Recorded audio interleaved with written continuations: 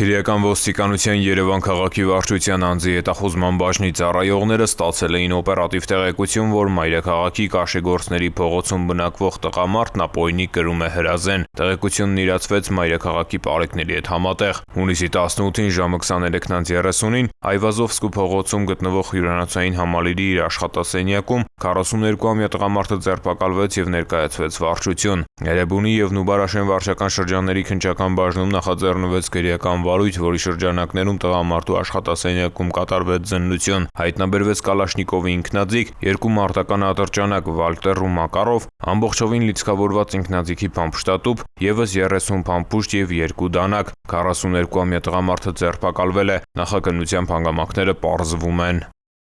Ծանուցում ենթադրյալ հանցանքի մեջ կասկածվողը կամ մեղադրվողը համարվում է անմեղ, քանի դեռ նրա մեղավորությունը ապացուցված չէ Հայաստանի Հանրապետության քրեական դատավարության օրենսգրքով սահմանված կարգով, դատարանի օրինական ուժի մեջ մտած դատավճռով։